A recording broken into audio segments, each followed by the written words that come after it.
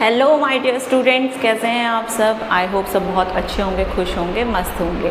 तो आपको जैसे कि पता है कि हम लोग यहाँ पे मैथ्स की सीरीज़ कर रहे हैं जो कि है क्लास 10th के लिए, और भी लोग उससे बेनिफिट ले सकते हैं जो कि कॉम्पिटिटिव एग्ज़ाम्स की प्रिपरेशंस कर रहे हैं और जिसमें 10th लेवल की मैथ्स आती है वो भी इससे हेल्प ले सकते हैं। But the main focus is on the class 10। तो इसी के साथ हम आज की ये सीरीज़ स्टार्ट कर रहे हैं जिसमें मैंने आपको कल भी बताया था कि हम रिविज़न करेंगे 2 दिन। कल भी हमने कुछ क्वेश्चंस का रिवीजन किया था और आज भी हम कुछ क्वेश्चंस का रिवीजन करेंगे। मुझे लगता है वो आपको बहुत हेल्प कर रहे होंगे, आपको हेल्प करेंगे आपके डाउट्स क्लियर करने में और एक क्विक रिवीजन करने में सारे चैप्टर्स के लिए। तो इसी के साथ हम बढ़ेंगे अपनी आज की सीरीज़ में और आज भी हम सीखेंगे कुछ क्वेश्चंस जो कि आपको हेल्प करने वाले हैं और आपको आगे जो आपका 10th के एग्ज़ाम्स है उसमें अच्छी ग्रोथ के लिए आपको बहुत हेल्पफुल होंगे। तो इसी के साथ यहाँ पर देखें, आपके पास जो फर्स्ट क्वेश्चन है वो बोर्ड में ऑलरेडी लिखा हुआ है और हमारे पास कुछ इक्वेशंस दी हैं। आपके पास फर्स्ट इक्वेशन है, आपके पास सेकंड इक्वेशन है। तो मैंने कल भी आपको बताया था जब भी आपके पास आगे क्वेश्चन पेपर भी आए तो उसमें सबसे पहले आपको ये पता होना चाहिए कि ये कौन से चैप्टर से लिया हुआ है। जब आपको चैप्टर की नॉलेज होगी तभी आप उस क्वेश्चन को कर पाएंगे। तो फर्स्ट जैसे ही हमने यहाँ पर 2 इक्वेशन देखी है और हमें 2 वेरिएबल्स यहाँ पर दिख रहे हैं एक्स एंड वाई, तो ये सिर्फ और सिर्फ हमने किस में पढ़ा था, pair of linear equations in 2 variables. तो जहाँ पर हमारे पास 2 वेरिएबल्स होते हैं उसका ये चैप्टर का फॉर्मेट है। इसमें मैंने आपको 2 मेथड बताए थे, या तो आप एलिमिनेशन यूज़ कीजिए, चाहे तो आप सब्स्टिट्यूशन यूज़ कीजिए। तो एलिमिनेशन और सब्स्टिट्यूशन से भी सबसे बेस्ट आपका एलिमिनेशन मेथड होता है और जिन बच्चों को इजी लगता है सब्स्टिट्यूशन मेथड वो उससे भी कर सकते हैं, बट क्वेश्चन थोड़ा लेंदी हो जाता है। तो इस क्वेश्चन को करना है, इसमें भी हमें एक्स और वाई को ही निकालना है। तो सीखेंगे कैसे निकालेंगे।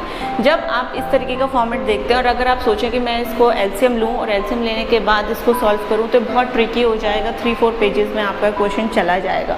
लेकिन जिस ट्रिक से हम करेंगे तो उससे हमारे पास ये क्वेश्चन बहुत ही सिंपल हो जाएगा। जब हमें पता है यहाँ डिनोमिनेटर सेम चल रहा है और यहाँ पर डिनोमिनेटर सेम चल रहा है तो हम लेट करेंगे। लेट किया 1/x + y, हमने मान लिया ये u है एंड जो आपके पास 1/x - y है उसकी जगह पे मैंने v लेट किया। ये क्वेश्चन मैंने आपको पहले भी करवाया था जब हम ये चैप्टर एक्चुअली में पढ़ रहे थे। सो 1/x + y u है तो मीन्स यहाँ पर हम इसको 5u लिख सकते हैं और ये आपके पास हो गया 2v = -1। ये इक्वेशन नंबर 1।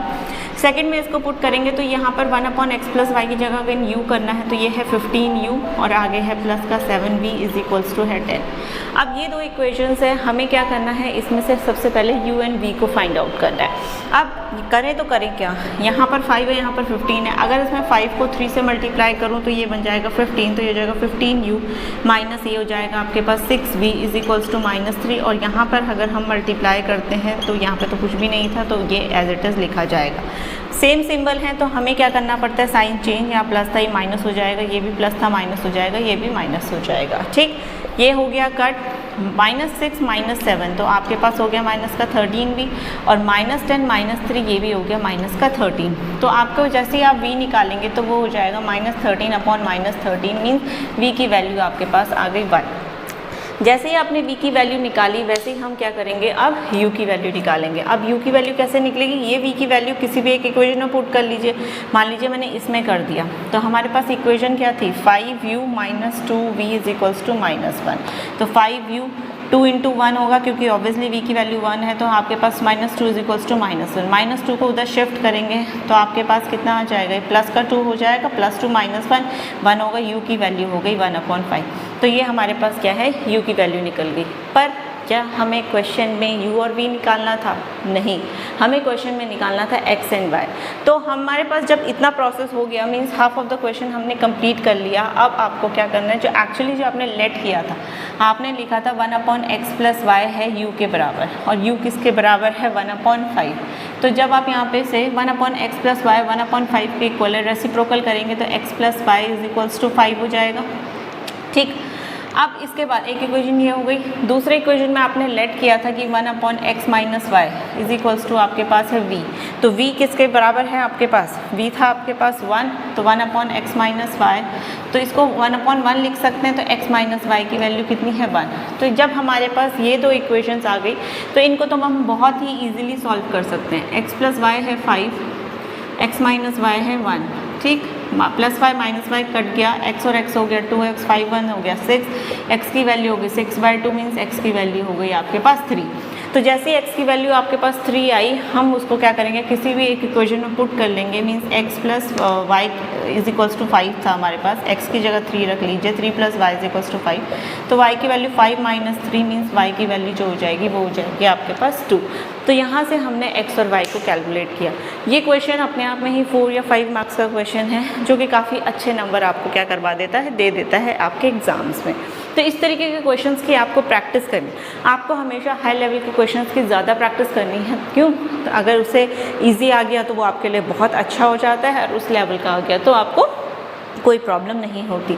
तो कुछ ऐसे क्वेश्चंस होते हैं जिनको हमें सिर्फ और सिर्फ ट्रिक के थ्रू सॉल्व करना पड़ता है, अपने बेसिक मेथड्स के साथ हम सॉल्व नहीं कर सकते, क्योंकि सब करते हैं अगर बेसिक मेथड से तो वो बहुत टाइम कंज्यूमिंग होता है, जो कि हमें नहीं करना है, क्योंकि एग्ज़ाम में हमारे पास सिर्फ और सिर्फ होते हैं 3 आवर्स मीन्स 180 मिनट्स, और उस 180 मिनट्स में आपको काफ़ी क्वेश्चन सॉल्व करने होते हैं। तो इस ट्रिक के साथ हम इस क्वेश्चन को करेंगे। जब भी इस तरीके का लीनियर इक्वेशन का कोई भी क्वेश्चन आया तो आपको उसको UV AB कोई भी एक 2 अल्फ़ाबेट के थ्रू आप उसको लेट कीजिए और उसको सॉल्व करें। आपको आई होप आपको क्वेश्चन ये समझ आया हो और आप अपनी प्रैक्टिस घर में कर भी रहे हो। तो इसी के साथ हम बढ़ेंगे अपने क्वेश्चन नंबर 2 की तरफ और देखेंगे कि उसमें मैं कौन सा वाला चैप्टर का क्वेश्चन आपको दिया गया है और हम उसे किस तरीके से सॉल्व करेंगे। तो देखिए यहाँ पर जो हमारे पास सेकंड क्वेश्चन है, इसमें अगेन ये बोला है सिस्टम ऑफ इक्वेशन, 2 वेरिएबल आपको दिख रहे हैं। जब 2 वेरिएबल दिख रहे हैं, 2 इक्वेशंस दिख रहे हैं, इसका मतलब वो pair of linear equation in 2 variables का ही है आपके पास। अब यहाँ पर क्या है कि जो इक्वेशन है लाइन्स, इसमें एक टर्म यूज़ किया है कि हमें ग्राफिकली ये रिप्रेजेंट करना है कि इसका कोई सोल्यूशन नहीं है। अब बात आती है कि सोल्यूशन नहीं है, तो उसके लिए मैंने आपको एक टेबल जनरेट करवाया था। उस टेबल में हमने ये देखा था कि हमारे पास 3 पेयर ऑफ लीनियर इक्वेशंस के फॉर्मेट में लाइंस होती हैं। एक इंटरसेक्टिंग होती है, कोइंसिडेंट होता है, पैरेलल होता है। इंटरसेक्टिंग होती है तो आपके पास क्या होता है कि 2 आंसर निकल कर आते हैं। कोइंसिडेंट है तो आपके पास मल्टीपल आंसर्स निकल कर आएंगे। एंड पैरेलल है अगर लाइन तो कोई आंसर नहीं निकल कर आएगा। तो यहाँ पर हमें बोला गया है कि नो सोल्यूशन। नो सोल्यूशन का मतलब ये कैसी लाइन की बात कर रहा है, ये पैरेलल लाइन की बात कर रहा है, क्योंकि जब लाइंस आपस में पैरेलल होंगी, जब भी किसी भी पॉइंट पे इंटरसेक्ट नहीं करेंगी, इसका मतलब इसका कोई सोल्यूशन नहीं निकल कर आएगा। 2 लाइन आपस में अगर इंटरसेक्ट कर रही है तो एक पॉइंट पे अगर इंटरसेक्ट कर रही है तो इसका एक सोल्यूशन, बहुत सारे पॉइंट्स पे इंटरसेक्ट कर रही है तो बहुत सारे सोल्यूशन, कहीं नहीं इंटरसेक्ट कर रही है तो इसका मतलब नो सोल्यूशन। तो अगर ये कॉन्सेप्ट क्लियर है तो फिर हम ये आंसर करते हैं। अब यहाँ पर नो सोल्यूशन मतलब पैरेलल आना चाहिए, हमें पहले से ही पता है, लेकिन ग्राफिकली रिप्रेजेंट करना है। हमें करना क्या है, हमारे पास 2 इक्वेशन है। एक है 2x + 4y = 10। जिन बच्चों ने पहले नहीं समझा था प्लीज़ उसे अभी समझे। और एक तरफ है हमारे पास 3x + 6y = 12। ठीक, हमें यहाँ से क्या करना होता है, एक वेरिएबल को सेपरेट करना है। अब देखो पहले हम इसको और सिंपल करते हैं, इसमें कॉमन ले लेते हैं। 2 कॉमन ले लिया तो यहाँ x और यहाँ पर क्या हो जाएगा 2y = 10 को हम लिख सकते हैं 2 × 5, तो मैंने कैंसिल कर दिया। तो x + 2y = मेरे पास है 5। यहाँ से एक वेरिएबल को सेपरेट करें, मान लीजिए मैंने y को किया, तो y को करेंगे तो ये पहले x शिफ्ट होगा 5 - x/2। ये है हमारे पास एक वेरिएबल यहाँ से। सिमिलर वे में यहाँ से देखिए 3 कॉमन लीजिए तो यहाँ पर x + 2y = 3 × 4 हम इसको लिख सकते हैं। 3 से 3 कैंसिल हो गया तो x + 2y = आपके पास 4, और y को आप यहाँ से निकालेंगे तो 4 - x/2, ये हमारे पास निकल गया। अब हमारे पास नेक्स्ट स्टेप क्या है, हमने दोनों वेरिएबल को सेपरेट किया, आपको वैल्यूज़ लेट करनी है। लेट करें, मान लीजिए मैंने x की वैल्यू 0 ली, अगर मैं x की वैल्यू यहाँ 0 पुट करती हूँ तो यहाँ पर 5/2 मतलब y की वैल्यू कितनी हो जाएगी, 5/2 मीन्स 2.5। ठीक, अगर मैंने x की वैल्यू यहाँ से 1 ली तो 5 - 1 4, 4/2 2, तो y की वैल्यू कितनी हो गई 2 हो गई। ठीक, और भी आप वैल्यूज ले सकते हैं। x की वैल्यू अगर मैंने यहाँ पर सपोज कीजिए 3 ले ली है तो x की वैल्यू मैंने जैसे 3 लेंगे यहाँ पर तो 5 - 3 2, 2 - 1, ये y की वैल्यू 1 हो गई। तो ये हमारे पास वैल्यूज़ आ गई। तो इस पर हमें क्या करना होता है, टेबल जनरेट करना होता है x और y का। x की वैल्यू 0 ली थी, 1 ली थी, 0 1 और 3 लिया था। ठीक, तो जब हमने 0 लिया था तो ये आया था 2.5, फिर ये आया 2 और ये आया 1। तो हमारे पास पहले वाले जो पार्ट है उसकी टेबल हमारे पास बन गई। यहाँ पे भी वही लेट करने में आपको वैल्यूज, x की वैल्यू 0 रखो पहले, 4 - 0 0 हुआ, 4/2 2, तो y की वैल्यू 2 हुई। ठीक, अगर यहाँ पर आप ये करते हैं कि सपोज़ कीजिए यहाँ पे 4 माइनस मैंने x की वैल्यू 1 ले लेती हूँ, x की वैल्यू 1 लूँगी तो 4 माइनस 1 कितना हुआ 3/2 मीन्स y की वैल्यू हो जाएगी 1.5। ठीक, x की वैल्यू अगर मैं यहाँ पर 2 ले लेती हूँ, 4 माइनस 2 होगा, y की वैल्यू 2/2 मतलब 1 हो जाएगी। तो मैं जब इसका टेबल जनरेट करूँगी तो कुछ इस तरीके का बनेगा। x की वैल्यू 0, 1 और 2 लिए है आपने, और y की वैल्यू 2, 1.5 एंड 1। मैंने आपको पहले भी ये कहा था कि आप कोई भी वैल्यू पिक कर सकते हैं, ऐसा कुछ नहीं है कंडीशन कि आपको 0, 1, 2 ही करनी है। आपको 2 अच्छा लग रहा है, 3 लग रहा है, 10 लग रहा है, 20 लग रहा है, तो आप कोई भी वैल्यू को ले। अब हमारा काम लास्ट ये रह जाता है कि हमें यहाँ पर करना है क्या, अपना ग्राफ रिप्रेजेंट। तो ये हमने ग्राफ ड्रॉ किया, ये 0 है, 1 ले लेते हैं, 2, 3, 4, 5, 6, 7, 8। ठीक, और ये भी 1, 2, 3, 4, 5, 6, 7, 8। अब देखिए कि हमारे पास यहाँ नेगेटिव नहीं था, नहीं तो हमें ये ग्राफ को और अपना बढ़ाना होता। सबसे पहले आ जाइए, तो यहाँ पर x की वैल्यू 0 और y की वैल्यू 2.5। x के लिए 0, y के लिए 0, सबके लिए ये होता है, लेकिन y का 2.5 यहाँ पर लाई करेगा, तो ये पहला पॉइंट। दूसरा क्या कहा उन्होंने कि x की वैल्यू 1 और y की वैल्यू 2 है, x की वैल्यू 1 और y की वैल्यू 2, तो कहीं इस पॉइंट पे होगा, ये रहा। थर्ड है x की वैल्यू कितनी है 3 एंड y की वैल्यू है 1, x की वैल्यू 3 तो y की वैल्यू कितनी आई 1, तो ये पॉइंट है। तो आपको दिख रहा होगा 3 डॉट इस तरीके से, तो ये हमने इसमें लाइन ड्रॉ कर दिया। ठीक, ये हुआ हमारा फर्स्ट पार्ट के लिए लाइन। सेकेंड लाइन पार्ट के लिए करेंगे तो x की वैल्यू 0 है, y की वैल्यू 2, x का 0, y का 2, ये रहा y का 2। ठीक, x की वैल्यू 1, y की वैल्यू 1.5, तो 1.5 आपके पास 1 और 2 के बीच में ही आएगा, कहीं यहाँ पर आएगा, ये कर लिया। थर्ड में कि x की वैल्यू 2 है और y की वैल्यू 1 है, तो मतलब कहीं यहीं पे ये पॉइंट है। तो कुछ इस तरीके से लाइन आपकी ड्रॉ हो रही है। सेकंड, तो ये दोनों लाइन किस तरीके से बन रही है, पैरेलल लाइंस हैं। ये दोनों लाइन जो हैं ये आपके पास पैरेलल लाइन है।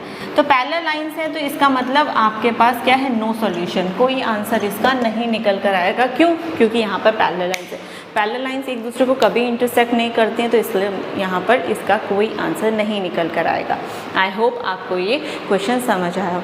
इसी तरीके के क्वेश्चन इंटरसेक्टिंग पे भी हो सकता है, कोइंसिडेंट पे भी हो सकता है। आपके पास 2 इक्वेशंस दी होंगी और आपको उनको ग्राफ में प्लॉट करना होगा।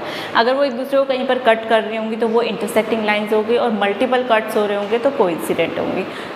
मुझे लगता है ये क्वेश्चन आपको अच्छे से समझ आ गया हो। ये वाला क्वेश्चन बच्चों का फेवरेट होता है क्योंकि ग्राफ के लिए होता है, ग्राफ की प्लॉटिंग बहुत इजी होती है। तो अगर आपको ये क्वेश्चन समझ आ गया हो, अच्छा लगा हो, तो प्लीज़ वीडियो को लाइक करें, सब्सक्राइब करें और शेयर करें अपने फ्रेंड्स, फैमिली, रिलेटिव्स में, ताकि ये बहुत लोगों तक पहुंच जाए। अब इसके बाद हमने ये क्वेश्चन जब हम कर लिया, तो अब हम बढ़ेंगे अपने नेक्स्ट क्वेश्चन की तरफ, और उसमें देखेंगे कि हमारे लिए क्या नया इंपॉर्टेंट चीज़ है जो हमें हेल्प करने वाला है हमारे एग्ज़ाम्स में।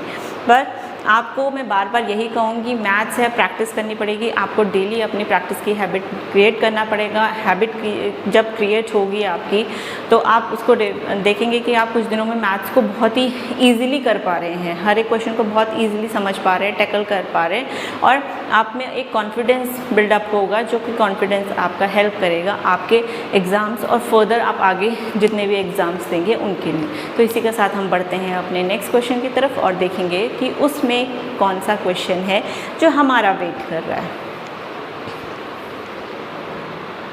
अब जैसे कि ये नेक्स्ट क्वेश्चन है और आपको दिख रहा है इसमें सिर्फ और सिर्फ क्वेश्चन है, और आपको एक लिखा हुआ होगा फाइंड द रूट्स, और या तो ये लिखा हुआ होगा find the value of x.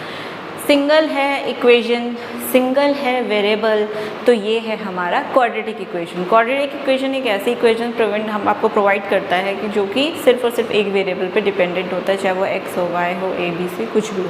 तो यहाँ पर हमें एक्स के फॉर्मेट में क्वेश्चन है, एक सिंगल आपके पास इक्वेशन है, और आपको दिख रहा है यहाँ पे स्क्वायर है, तो स्क्वायर है इसका मतलब क्वाड्रेटिक इक्वेशन है। तो इसको हम सॉल्व करेंगे। इसके लिए हमारे पास सबसे पहला जो मैथड होता है, हमें क्या होता है, डिस्क्रिमिनेंट निकालना होता है, डी। तो d है b स्क्वायर माइनस 4ac। अगर आप यहाँ से देख सकते हैं तो ये है आपके पास a, 2√2 है वो रिप्रेजेंट कर रहा है b को, और माइनस का 2√3 ये रिप्रेजेंट कर रहा है c को। तो लगाते हैं हम यहाँ पर वैल्यू, b स्क्वायर मीन्स यहाँ पर हो जाएगा 2√2 का स्क्वायर माइनस 4 इंटू a √3, और c है 2√3। ठीक, तो यहाँ पर देखिए 2 का स्क्वायर कितना होता है 4, और 4√2 का तो ये हुआ 8। क्लियर? माइनस आपके पास यहाँ पर देखिए 4√3 इंटू 2√3, √3 3 हो गया, 4 2 जा 8, 8 × 24, 8 माइनस 24 मीन्स ये हुआ माइनस का 16। जब भी इस तरीके की आपके पास कोई फॉर्मेट हो कि आपके पास -16 है तो ये लेस हो गया 0 से। जब लेस हो गया 0 से तो इसका मतलब इसके रूट्स पॉसिबल नहीं है। जब भी कोई भी वैल्यू आपके पास क्या होगी, लेस देन 0 होगी, तो उसके आप क्या कहेंगे, नो रूट्स बनेंगे। जैसे हम लाइंस वाले चैप्टर में हम पैरेलल लाइन की कंडीशन को रिप्रेजेंट कर रहे थे, यहाँ पर हमने क्या देखा कि अगर आपके पास कोई भी वैल्यू नेगेटिव की होती है तो नेगेटिव की होती है तो उसके रूट्स पॉसिबल नहीं होते, क्योंकि वो 0 से बहुत पीछे हो जाती है।